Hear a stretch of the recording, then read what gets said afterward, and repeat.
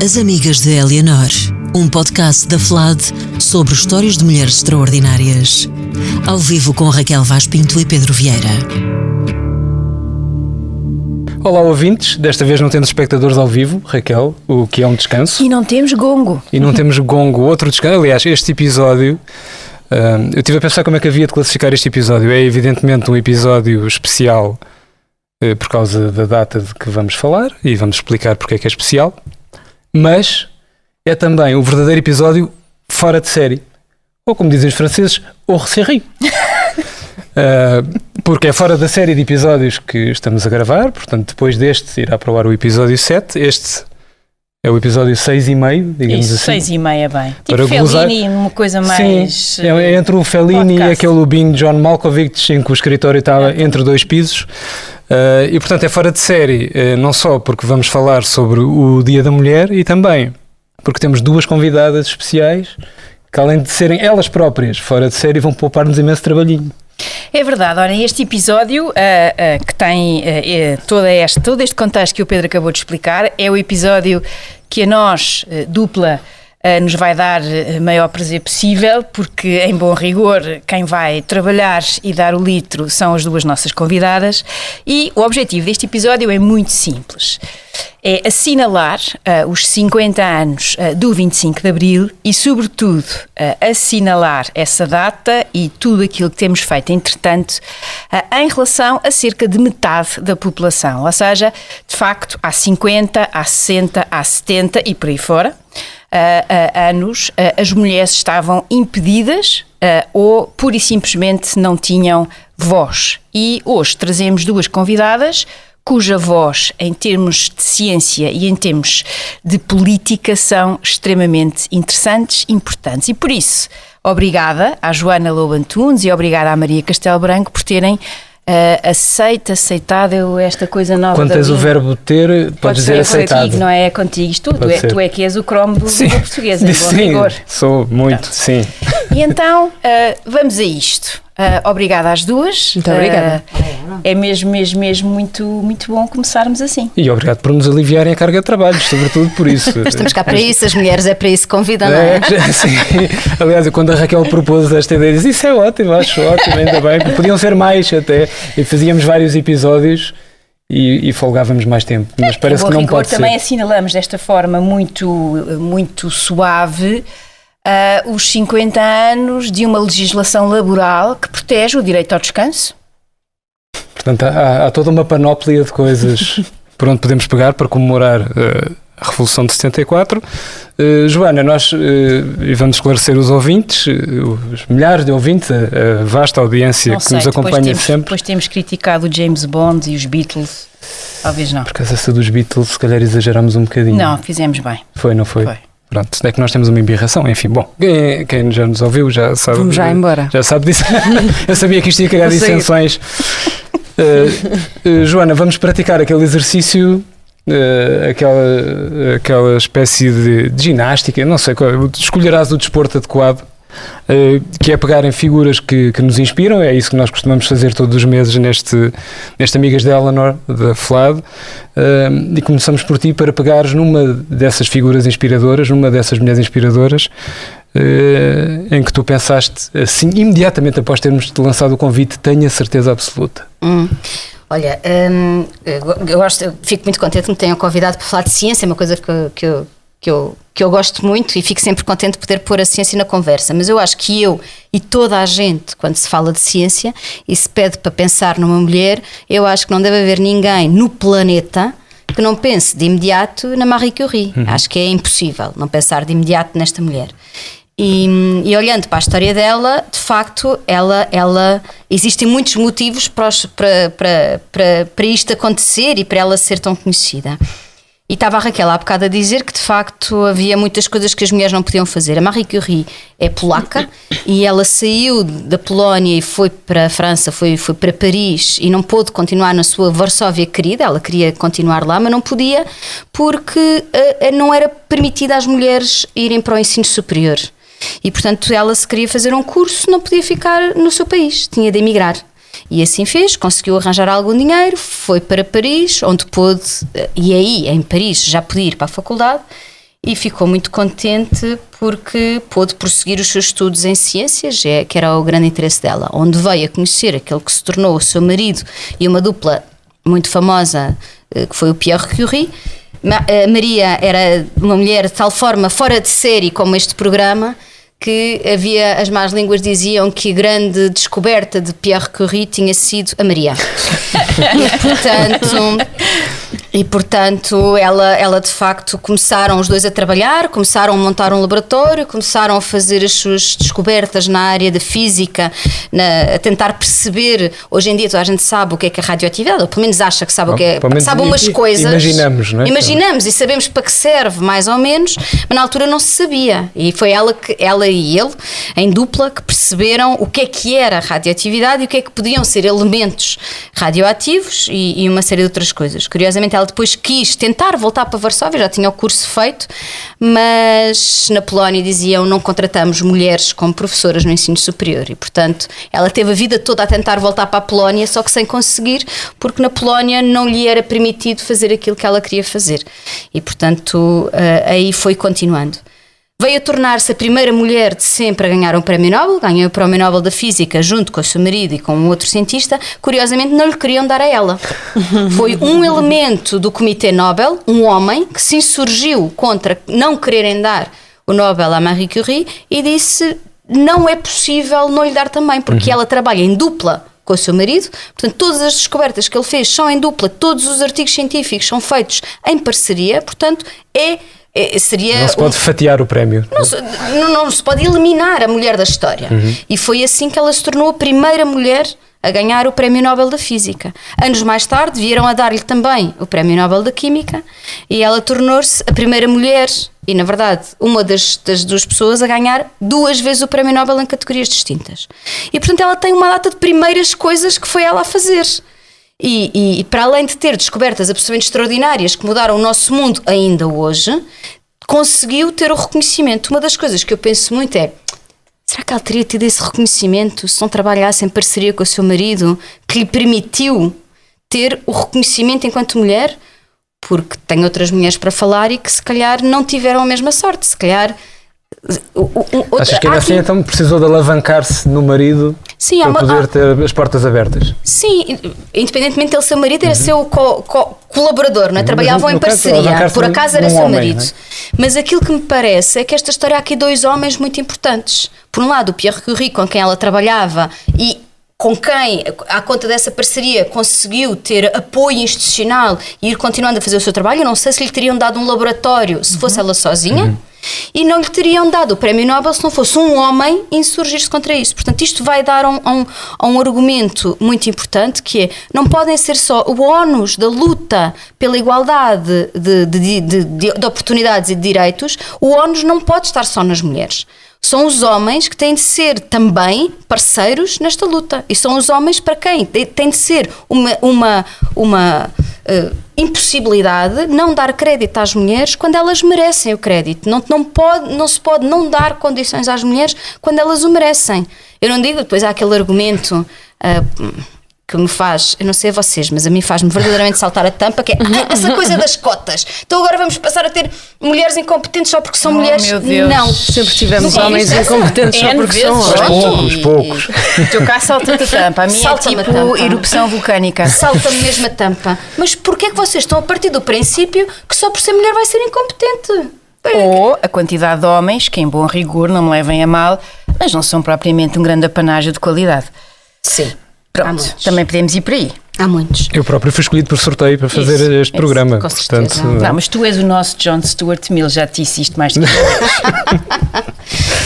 E portanto, a primeira mulher de que eu gostava de falar era, sem dúvida, Marie Curie, que é uma mulher incontornável quando falamos de mulheres na ciência, até porque conseguiu grandes feitos científicos, mas também grande reconhecimento. Foi a primeira mulher a ter o seu trabalho intelectual reconhecido. E é muito curioso porque, lendo sobre a Marie Curie, ela era uma arrasa-corações. Ela começou por ter um homem na Polónia, queria casar com ela, era um matemático, e a família não o deixou casar com ele porque ele era um pé rapado.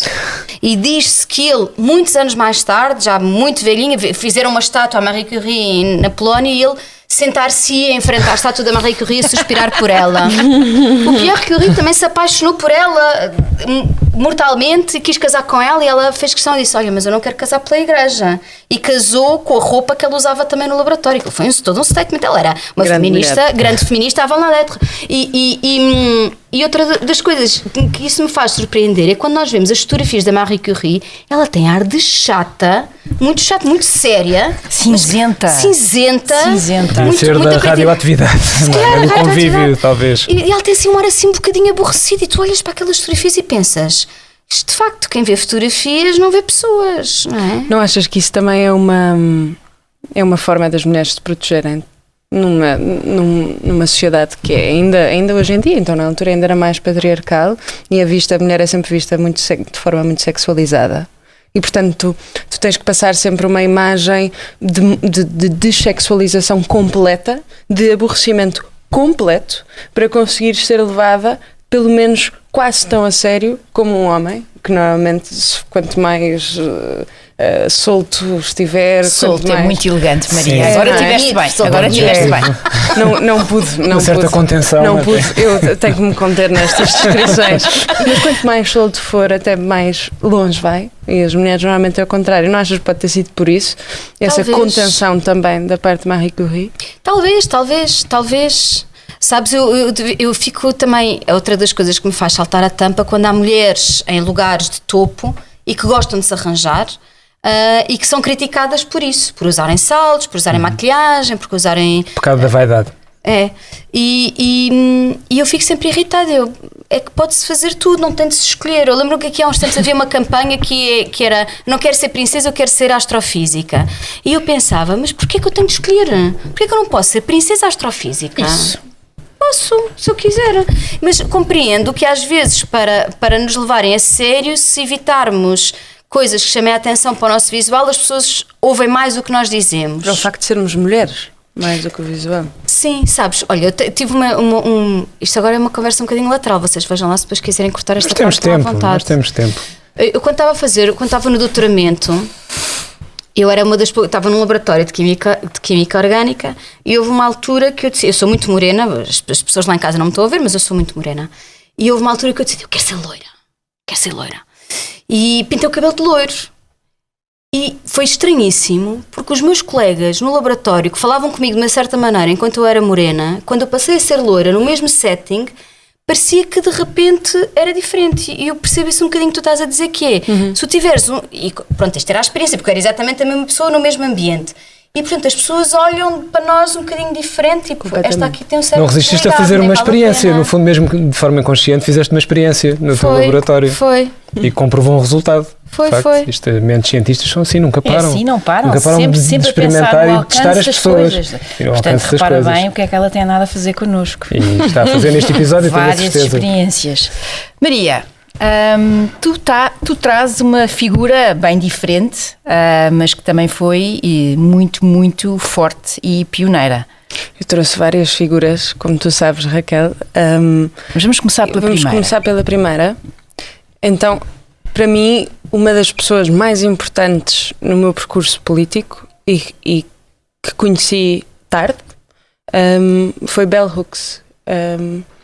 E Bell Hooks é extraordinária porque ela nasce no Kentucky, num estado completamente republicano, quer dizer, de muita segregação racial. Bell Hooks é negra e descobre desde muito cedo que também é feminista. Só que nos anos 60, ser-se negra e mulher é muito pior do que ser-se branca e mulher. E os movimentos feministas eram muito pautados por toda a tentativa de libertação da mulher, sim, mas da mulher branca. E nos Estados Unidos, num sítio de imensa segregação racial, e na Europa também existe, Bell Hooks começa a insurgir-se e começa a ser pioneira de um movimento que depois é muito importante hoje em dia, que é o movimento do feminismo interseccional.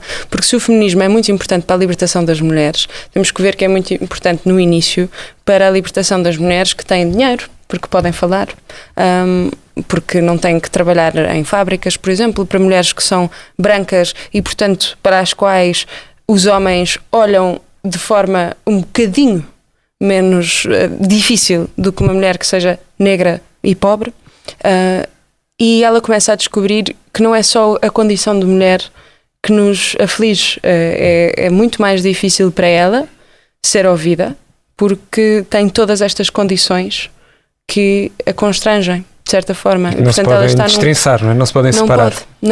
Não se podem separar, e temos que olhar para as mulheres desta forma e para toda a nossa condição. Aliás, ela depois diz também que é queer, ela também usa uma expressão francesa, queer pas gay, ela diz que não é gay, é queer, e esta coisa do ser diferente.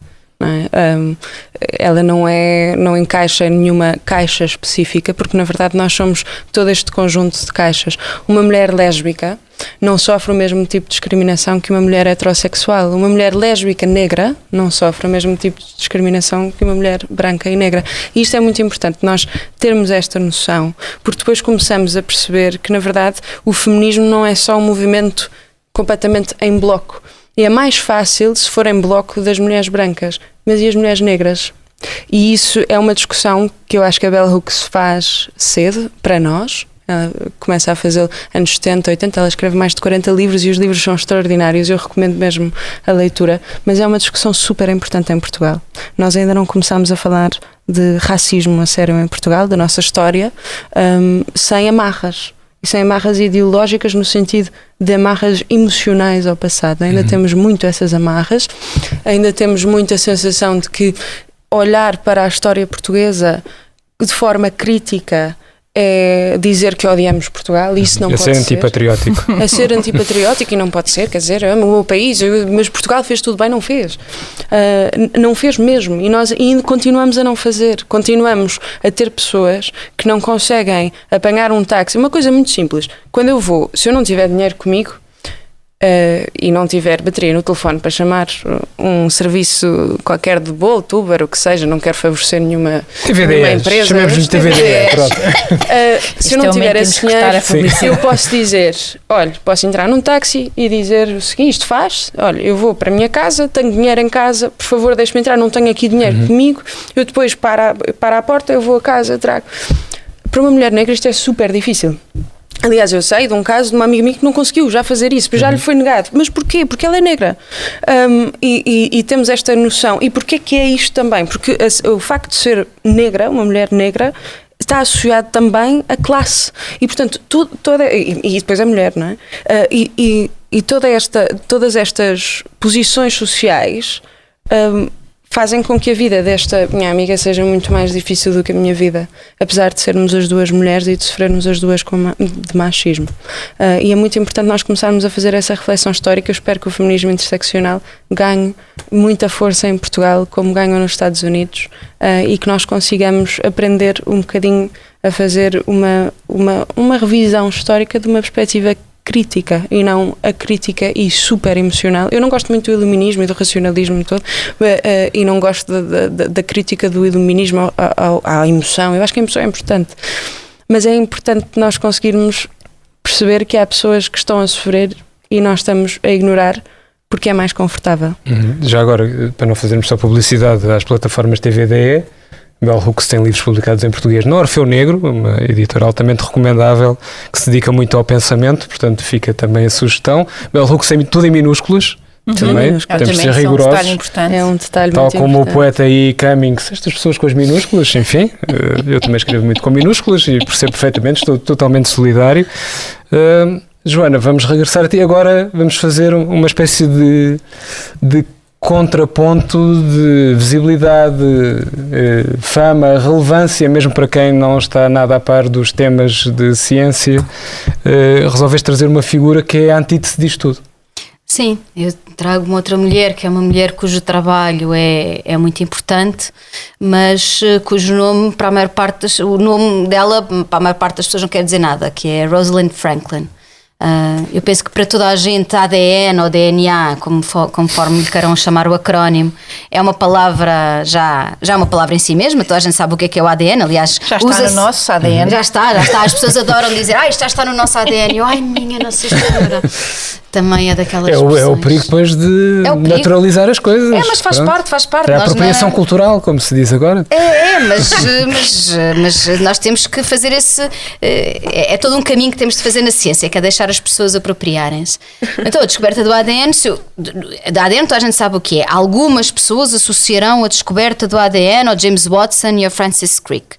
Na verdade, o ADN veio a dar um prémio Nobel em 1963 e foi dado a 3 pessoas: ao James Watson, ao Francis Crick, que tiveram que dividir com o Maurice Wilkins. Isto porquê? Maurice Wilkins, vamos lá ver, também a maior parte das pessoas também nunca ouviu falar no Maurice Wilkins, mas da Rosalind ainda menos. A estrutura do ADN é uma molécula que é organizada de uma forma absolutamente inesperada.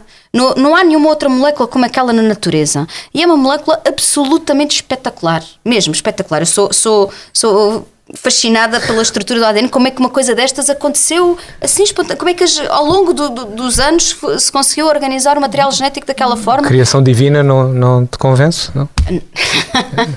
Pois não. Acho que isto foi uma Não, isto é uma longa conversa a nossa. Acho que foi uma otimização. E é uma otimização absolutamente brilhante, porque é muitíssimo complexa, mas de uma simplicidade na sua sofisticação. Mas, como dizia, havia este segredo da vida, e para saber como é que funcionava o ADN e as bases de tudo, ainda que já se tenha descoberto algumas bases da genética antes de perceber como é que era o ADN, mas a partir do momento em que descobrimos a molécula, foi um abrir mundo incrível. Mas, como dizia, é uma molécula que é organizada de uma forma tão inesperada que foi muito difícil as pessoas lá chegarem. E como ela é tão pequenina, nós tivemos de lá chegar por métodos indiretos. A estrutura do ADN apenas... A chave para descodificar isto tudo foi uma fotografia de difração de raio-x feita pela Rosalind Franklin, uma que se tornou a famosa fotografia 51. Foi a 51ª fotografia que ela conseguiu tirar. Basicamente ela era uma química, foi estudar para Cambridge. No tempo dela já não tem cascos, Raquel, desculpa. Não houve assim muita originalidade a batizar a fotografia. Não, já que ele falou agora na criação divina, era o dilúvio agora. Pois era o dilúvio. Então ela foi estudar para Cambridge, era química, depois começou-se a especializar numa coisa que era a difração de raio-x, que para além de nos conseguir ver os ossos, permite-nos ver moléculas, como é que as moléculas são tridimensionalmente. E começa naquela altura nos anos 50, começa a conseguir tirar fotografias de raio-x, mais coisa menos coisa, a moléculas que fazem-se cristais. Ainda hoje em dia é uma área da bioquímica fundamental, que é fazemos as moléculas em cristais e depois andamos ali a tirar fotografias àquela estrutura perfeita cristalina. E ela às tantas tira uma fotografia, a tal fotografia 51, fica tudo a olhar para aquilo e pensar. Sabes, quando tu olhas para uma fotografia e começas a olhar para... Pronto, eu estava a fazer isto em gestos, mas aqui não posso. Olhas para cima, para baixo e para os lados e dizes: mas isto é extraordinário, espera lá. E o James Watson e o Francis Crick, aquilo que fizeram, eles sabiam quais eram os elementos que acompanham aquilo e fizeram tipo legos. A partir daquela imagem e com os legos que tinham, perceberam que aquilo tinha de se organizar numa dupla hélice organizada tipo escada. Ainda hoje, se forem ao Museu da Ciência de Londres, está lá o original do Watson e do Crick, onde fizeram esse tal Lego original e que deu origem. Nada disso seria possível sem esta fotografia. A Rosalind Franklin foi ignorada olimpicamente. Bom, bem sei que quando atribuíram o Nobel ela já tinha morrido. É certo, não se atribui o Nobel a pessoas que já passaram. Mas depois, quando eles contaram a história, eliminaram a Rosalind da história completamente, os próprios. Aliás, o James Watson escreveu um livro que eu tenho e que li, é muito interessante, chamado Dupla Hélice, em que conta a história da descoberta da dupla hélice, em que as únicas 2 linhas que dedica a Rosalind Franklin a dizer era uma mulher chata que lá andava no laboratório, que sempre com ar muito carrancudo. O que me leva àquilo que estávamos a falar há bocado. Ela não era propriamente uma mulher bonita, não era uma mulher vistosa, e como se calhar devia ser uma mulher profundamente frustrada, porque estava sempre a lutar no mundo de homens, claro, que arrojnava as pessoas. E uma mulher que rosna as pessoas é, aquela chata que para ali está. Mas se for um homem assim a rosnar é poderoso, e é misterioso, e é assertivo, e é incrível. Uma mulher assertiva carismático. É um bocado... Mulher assertiva não, como é que chamaram a Mariana Mortágua nos debates? Pouco doce. Eu acho isto extraordinário. Ela é pouco doce, ela chateia-se assim com facilidade, é assertiva. Onde é que já se viu uma mulher assertiva? Pouco doce. Não, pouco doce é do pior. Pouco doce é absurdo. Pouco doce dava para para todos. Não, mas vieram de onde? É porque às vezes eu vejo estas pessoas, e são sempre homens a comentar isto, e eu penso, mas vieram de 1924. Foi como no outro dia Paulo Núncio a dizer que pronto, desculpem, estou a politizar, mas esta questão de voltar a referendar o aborto, etc., mas vimos de onde? É um painel só de homens a falar. Se tivesse ali uma mulher que se tivesse passado, era a histérica, coitada, está claro. passada. Está passada, histérica. Mas quando estes homens perdem as estribeiras, porque é um bocadinho perder as estribeiras, não. Com certeza são muito racionais e são muito emotivos e estão apaixonados pelos seus assuntos, e isso é muito inspirador. Nós temos um modelo, Humphrey Bogart ainda, né? O carismático que rosnava as mulheres e tornou-se um grande ícone do cinema e que ainda dura e que continua a ter os seus fãs. Mas também levou uma tampa olímpica, não é? Em boa hora. Em boa hora. Mas eu acho que a Lauren Bacall estava bem para ele, porque ela também com aquele olhar resonava. Também resonava com os olhos. Mulher extraordinária. Incrível. É incrível, incrível mesmo. Por falar em mulheres incríveis, a Maria, enfim, que como sabemos é muito dada à liberdade, quando eu lhe disse 2 exemplos, 2 mulheres que te inspiraram, a Maria, enfim, entusiasmou-se e a segunda mulher é na prática... à sua maneira, exatamente. É uma questão sobretudo aqui de liberdade de entender, e foi buscar 3 que afinal são uma, não é? 3 que afinal são uma e que também podem ser 4. Muito bem. E que são incríveis e eu descobri-as no secundário quando andava a ler umas coisas e andava assim a tentar perceber onde é que eu estava politicamente. Também demorou um bocadinho de tempo, não quer dizer que eu saiba agora. Ainda pode mudar. Está sempre a mutação, lá está, eu gosto muito da liberdade, nunca sei, mas no secundário descobri isto e fiquei absolutamente fascinada. E já que estamos a celebrar os 50 anos do 25 de Abril, pareceu-me muito apropriado trazer para aqui as cartas portuguesas das 3 Marias, da Maria Isabel Barreno, da Maria Teresa Horta e da Maria Velho da Costa, que elas publicam em 1972, quando nós estamos sob ditadura, e é visto como um dos livros que mais marcou aquela época e que propulsionou a revolta contra a ditadura de Marcelo Caetano na altura. Elas são extraordinárias. Elas falam não só da libertação sexual das mulheres, como falam de colonialismo, como falam de tudo. É extraordinário estas cartas, especialmente porque é em 1972 e não sei se vamos ter tempo para falar daquilo que as mulheres não podiam fazer até 1974. Quer dizer, não podiam ter contas bancárias, não podiam sair do país sem autorização dos maridos. Eu vi alguns que não podiam também andar de bicicleta, não sei porquê. Para não mostrar as cuecas. Tinham que andar de saia, portanto, andando de saia. E por acaso ia não dizer podias... as pernas, mas a Joana foi logo. É aquela ciência, é aquele sentido apurado de ciência. Isso, é fotografia. É ir ao CERN, tirou fotografia 51. Sabem que eu já andei de bicicleta de saias, eu sei que tu Eu já ponderei. As pessoas a subir por aqui acima, eu percebi. Eu já ponderei se não era. Pronto, para as mulheres não fugirem dali para fora de bicicleta. Não, eu acho que passam a fronteira de bicicleta. Da mesma forma que... Mas estão para andar, Maria. Tinha a ver com o decoro. Não podiam andar muito sozinhas. É a conversa. Não podiam andar muito sozinhas. Não podiam ser embaixadoras, não podiam ser médicas. Coisas dessas? Podiam ser professoras primárias, porque o Salazar precisava muito de educar as pessoas num certo sentido. Então, como todos os movimentos assim mais ditatoriais precisam de educar as pessoas, mas e não é descurando, porque acho que é importante termos uma população alfabetizada, não tínhamos. Mas esta, porque é que também podem ser 4? Porque isto vai buscar, as cartas portuguesas também vão remeter a uma possível mulher na altura das guerras da Restauração, da Guerra da Restauração, da Independência entre Portugal e o Reino de Castela, que é a Soror Mariana, que escreve 5 cartas de amor muito sofridas para o seu amante desaparecido, e que são cartas de esperança e ao mesmo tempo de um profundo abandono. Ela era freira e estava presa num convento. Qual é que é o problema desta Soror Mariana? Nós não sabemos muito bem se ela existiu ou não, porque depois houve um homem que pegou nelas nas cartas e então, se vocês forem procurar as cartas portuguesas originais do século XVII, está lá a autoria ou é de uma mulher ou é de um homem, e nunca se sabe. Mas a Soror Mariana é extraordinária na sua escrita e por estar a escrever numa época em que a escrita era absolutamente reservada aos homens. E estas 3 mulheres extraordinárias também já no século XX escrevem também numa altura em que a escrita, sobretudo a escrita sexual e sexualizada, era absolutamente reservada aos homens, e elas chocaram muito a sociedade na altura, e eu acho muito importante falar disso. O que me leva também a dizer uma coisa que eu acho que é importante, leva-me a falar de outra mulher, e desculpa Raquel, e desculpa Pedro. Não. Leva-me também Estamos a em falar de território outra mulher, livre. que é uma feminista que é super importante, eu acho que é super importante nesta constatação de uma coisa, que é importante nós, enquanto mulheres, termos sororidade. O que é sororidade? E porque lembrei-me por causa da soror Mariana, etc. Esta sororidade, esta amizade entre mulheres foi desde sempre muito criticada pelos homens, desde o início da Idade Média Baixa, porque há uma tipa que faz um mapeamento desta crítica que os homens fazem à amizade entre mulheres, à sororidade, que é a Silvia Federici. Ela é uma feminista marxista.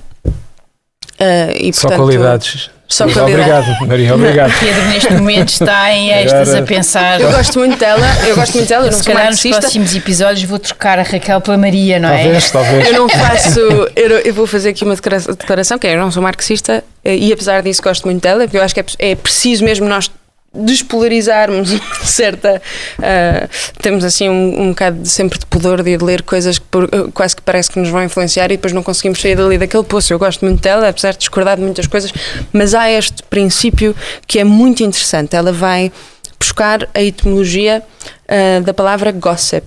Porque é que nós dizemos que o gossip é horrível? Porque é que nós temos sempre as mulheres são muito fofoqueiras? Porque o gossip Não vejo aí problema nenhum. Vem de, mas é isso, ou seja, eu agora digo com amigas minhas que nós somos fofoqueiras porque a fofoca, o gossip, é uma atividade de resistência.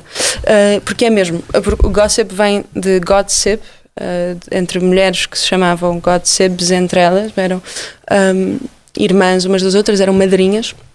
E a Inglaterra do século XI, XII, elas reuniam-se em pubs, em tabernas, para falar de tudo, e porque podiam ir. Não havia essa, na Idade Média, apesar de nós acharmos também coisas do iluminismo e tal, eu sei que estou a falar com uma cientista, eu sei que estou a falar aqui com uma cientista ao meu lado, e portanto espero que, Joana, que não... eu não sei nada disso. Não estou a fazer. É mais coisas pequenininhas. A mim também. Tipo o iluminismo. Mas o iluminismo não gosta muito da Idade Média, porque é a Idade das Trevas. Mas as mulheres tinham mais liberdade numa certa altura da Idade Média, depois deixam de ter quando nos aproximamos também do iluminismo, mas as mulheres reuniam-se nestas tabernas para falar de tudo, e sozinhas, entre elas, etc. E começamos a ver, ela começa a mapear este movimento social. A partir do século XIV, século XV, em Inglaterra, há umas pessoas que começam a ficar muito chateadas com isto e começam a dizer, começam a escrever contra estas gossips. E há um tipo, que eu agora não me cito de cor, porque eu não me lembro do nome dele, que é um padre, começa a escrever contra o gossip das mulheres, e começa a dizer que estas mulheres na verdade estão a conspirar contra os homens, que isto tem que ser parado, etc. Começa-se a fazer uma coisa que nunca se fez, que era castigar as mulheres por falarem, e por falarem umas com as outras. Começa a haver, ela documenta isso tudo, é brutal, são mecanismos de castigo, tipo assim, umas coisas que te mordem a língua e que tu não podes falar porque falaste mais, são coisas mesmo de tortura para as mulheres.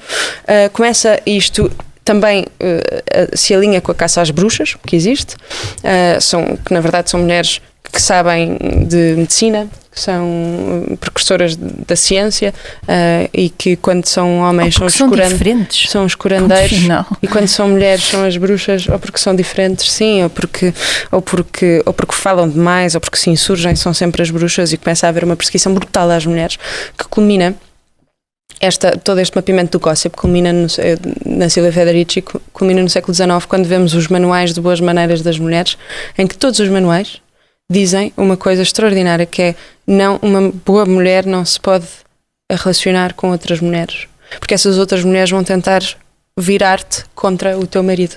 E portanto também não te podes relacionar com outros homens, porque senão estás a pecar.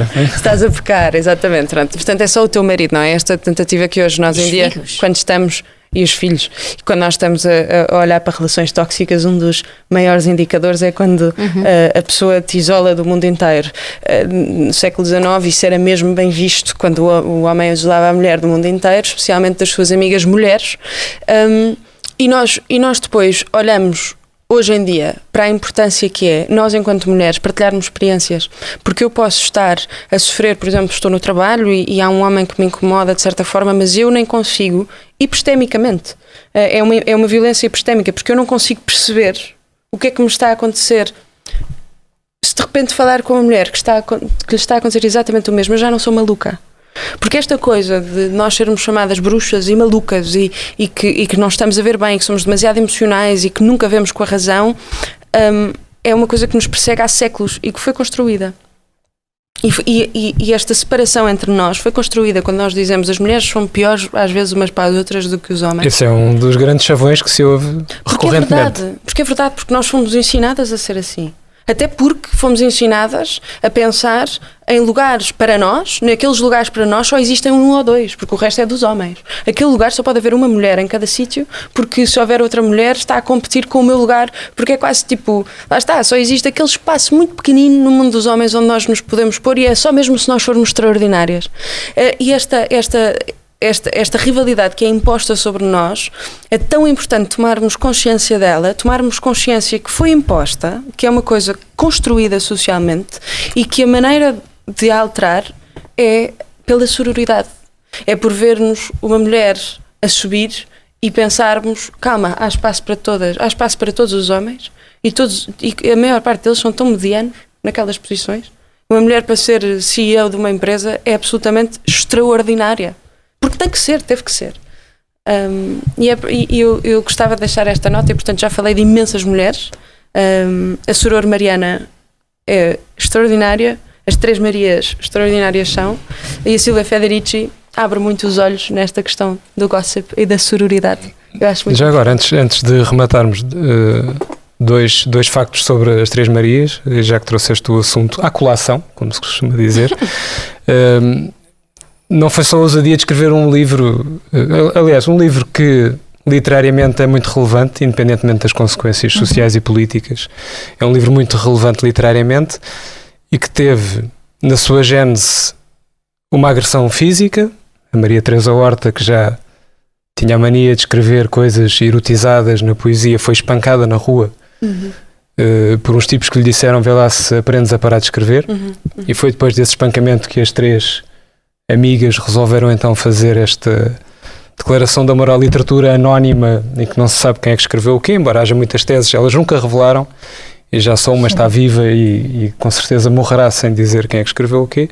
E depois as consequências jurídicas, porque também fez 50 anos, há pouco tempo, começou o processo em tribunal para julgar as três autoras, um processo que só foi arquivado imediatamente a seguir ao 25 de Abril, portanto elas poderiam ter tido consequências e enfrentar penas de prisão por causa da escrita de um livro, e às vezes, se calhar para pessoas mais novas ou pessoas um bocadinho menos atentas a este tipo de fenómenos, isto agora parece uma bizarria, né? Parece ir para a cadeia porque escrevi. Pelo menos nesta parte do mundo, não é? Sim, porque estamos a falar da nossa zona de conforto. Há todo um mundo onde essas atividades de ser diferente, de não ser, de cantar fora de tom, face àquilo que é a música geral, têm consequências mesmo muito sérias.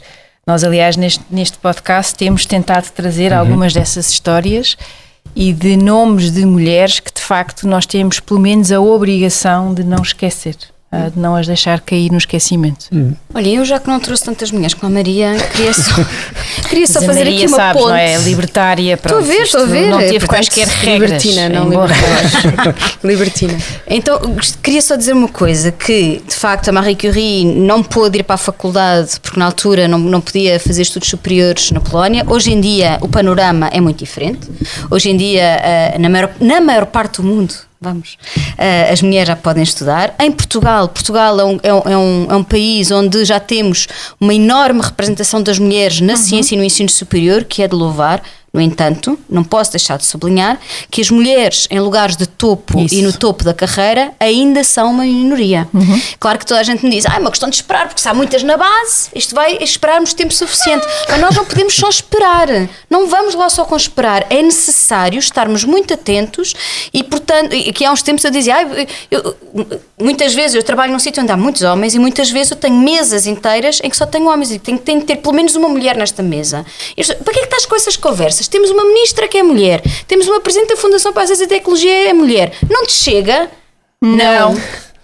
A resposta é não. Claro. Não. É assim temos mesmo. de ter sempre, tem de haver sempre uma mulher na mesa. Tem de haver sempre uma mulher na mesa. Não podemos, tal como não podemos ter só mesas com mulheres, não podemos ter só mesas com homens. Temos de ter diversidade, porque a representatividade conta, a representatividade importa. O sinal que nós passamos quando não há nenhuma mulher numa mesa de pessoas crescidas é de que este não é o lugar das mulheres. Isso. E, portanto, é muito importante. Da mesma forma que, cada vez que organizamos painéis para falar dos direitos das mulheres e da igualdade de género, convidamos só mulheres para falar, também está errado. Muito Temos bem. de ter homens para falar de igualdade Mas de género. também já tem havido painéis em que só convidam homens para falar sobre... Eu aí discordo. Eu acho que a igualdade de género não pode ser só uma conquista feminina. Não. Tem de ser papel de todos. Concordo. E o feminismo tem que ser para todos e todos devem participar no feminismo, não é só uma coisa das mulheres, porque aí estamos a segregar a grande parte da população que também nos pode ajudar nesta luta. Mas há uma coisa que é muito importante que a Luado fala. Um homem a falar sobre igualdade de género vai falar de uma perspectiva que, primeiro, já foi muito ouvida. A perspectiva do homem sobre a igualdade de género é a perspectiva secular. E 2, a experiência, por vezes, não é só a questão intelectual, apesar de nós estarmos aqui a falar de pessoas muito intelectualizadas, é a experiência. E é muito importante ouvir a experiência de cada mulher que está nestes painéis, que ainda são muito poucos, e ainda são muito poucas e muito pouco representativas das mulheres todas. Cada vez que nós vemos um painel para falar sobre igualdade de género, olhem, somos todos brancos aqui. Não há uma mulher negra. Ainda é preciso ouvir as mulheres negras. É preciso mesmo. E eu acho que é mais importante fazermos essa tentativa, ou mulheres trans. Acho que é mais importante fazermos essa tentativa de que as mulheres sejam heterogéneas na igualdade de género, porque ainda não conseguimos fazer isso. E depois, sim, podemos ouvir o que é que os homens têm para dizer sobre isso também. Mas os homens, neste momento, eu peço mesmo que ouçam. Acho mais importante ouvirem, porque nós estivemos caladas séculos, do que falarem agora, nesta fase. É importante. Mas aquilo que eu acho é que só conseguimos ter audiências heterogéneas com palcos heterogéneos. E se pões só mulheres a falarem de uma certa perspectiva, estás a alienar as pessoas dos outros lados. E eu acho importante, tudo depende de qual é que é o tema da mesa em questão. Mas eu acho que é importante, os homens têm de fazer parte deste plano. E eu espero que consigamos chegar a uma altura em que falemos simplesmente de igualdade de género e igualdade de oportunidades e não precisamos de falar do feminismo, precisamos de falar de igualdade de oportunidades para todos. Também há sítios que são vedados aos homens, se são mais ou são menos, como é óbvio, há muito mais sítios vedados às mulheres do que sítios vedados aos homens. E normalmente os sítios que estão vedados aos homens é porque eles não os querem ocupar. Resta saber porquê, não é? O porquê que isto está a acontecer. Muito bem, estamos a chegar ao final do nosso tempo. Vamos lançar só uma pista para o futuro. Como é que vão ser os próximos 50 anos, Joana? Maravilhosos. Não, olha, eu estou bastante preocupada com os próximos 50 anos, aliás, estou preocupada com os próximos 15 dias, na verdade, porque acho que os próximos 15 dias vão ser bastante importantes para ditar o que é que vão ser os próximos anos. Eu acho que, apesar de eu estar na ciência e não tanto no mundo da política, a política é absolutamente essencial e quem nos governa e quem nos lidera nesse aspecto tem um papel absolutamente fundamental para determinar a nossa vida no futuro. E, portanto, nós, as pessoas da ciência, não podemos deixar de estar no debate político e a política não pode deixar de considerar a ciência e o ensino superior, porque é muito importante. Portanto, eu espero, em vez de deixar como é que vai ser o futuro, deixo um desejo que nos próximos 50 anos a ciência e o ensino superior sejam mais ouvidos e que ouvidos em termos dos políticos e que os e que ocupem esse espaço, que não pensem que estão simplesmente fechados nas suas atividades e que podem estar isolados. Portanto, o meu desejo para os próximos 50 anos é que sejamos todos mais ouvintes e faladores uns com os outros, não dentro dos nossos pequenos mundinhos. Maria. Boa. Bom, eu sou bruxa, mas não sou vidente. Bruxa e neta das bruxas que eles não mataram, não é? Como se diz, e bem. Eu espero que os próximos 50 anos sejam dados a tanto progresso em todo o mundo como estes 50 anos foram em Portugal. É extraordinário, apesar de estarmos aqui a falar de todas as coisas que ainda falta fazer, nomeadamente a escuta. É importante perceber que houve muita escuta já também. E agradecer essa escuta e eu só espero que haja tanta ou mais e ainda mais, para ainda mais diversidade do que houve até agora. E espero que daqui a 50 anos se calhar podemos estar a ter esta conversa em moldes muito diferentes e com pessoas muito diferentes também aqui e em que as pessoas se sintam verdadeiramente à vontade na sua diferença e diversidade.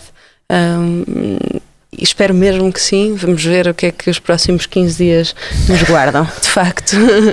Tenho estado um bocadinho preocupada com isso. Mas sim, não sendo vidente, sendo bruxa, acho que é importante essa manifestação de desejo.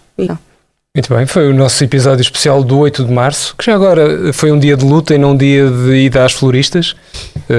Para a memória histórica é importante ficar, se quiserem podem pesquisar no Google a origem do 8 de março. Raquel, nós terminamos esta emissão especial, agradecemos às nossas convidadas, Joana e Maria. Obrigada. E estaremos de volta depois à ordem natural das coisas, com o episódio número 7.